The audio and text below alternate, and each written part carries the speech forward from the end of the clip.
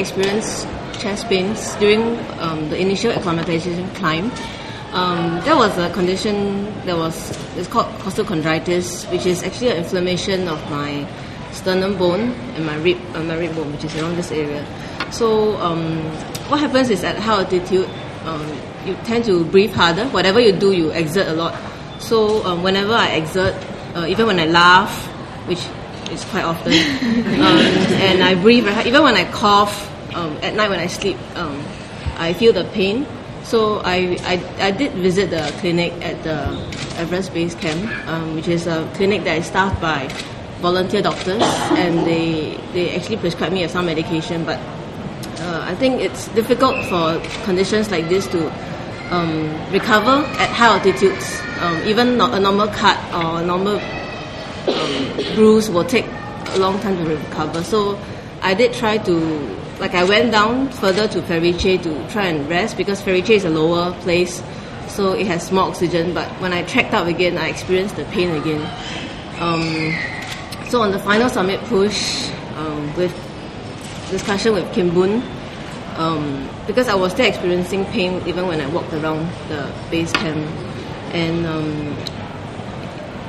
it wasn't advisable for me to proceed further up. Because at high altitudes, if the pain worsens, I didn't want to pose as a risk to my teammates who will worry about me, as well as my Sherpas, because any rescue at high altitude is very difficult. It's not as easy as calling the helicopter. The helicopter can't go to high camp. So with that considerations in mind, I decided to not go for the summit, and I had confidence with my teammates that they would do it. So I actually cheered them on from the base camp. When towards the end of the trek, my condition recovered. So I think, that was what I went through.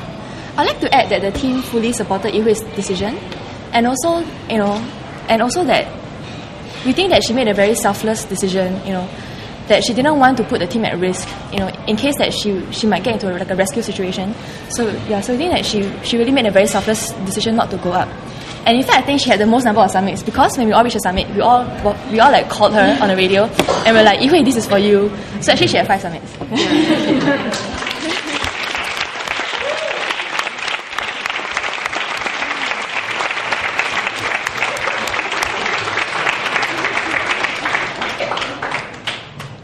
Okay, maybe we can have 2 more questions.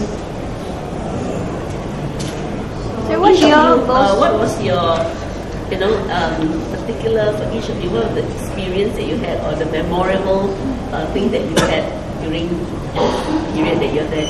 You did not be at the summit, but what was the most beautiful or most memorable for each of you? Okay, I'll start first. I think for me the most memorable was on the 22nd of May in the morning, Li Hui and I, we were already back at base camp, and it was about 5 a.m. We couldn't sleep the whole night, because we knew that our teammates Paige and Joanne, they were going to summit that very morning. So 2 of us, together with Yihui and Kim Boon, we were camped out by the radio, the base station, and we were just listening. So every time something came through, we were like, what was that? We were so in tune with the radio.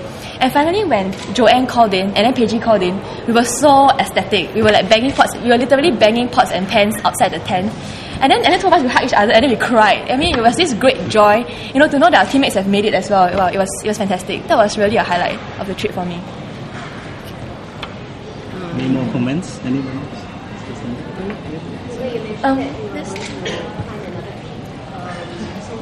What is the next peak that you girls are going to? Actually, for now, we haven't made any concrete decisions on which one to climb just yet. I think we have an internal discussion, and then also talk to our sponsors and see what happens.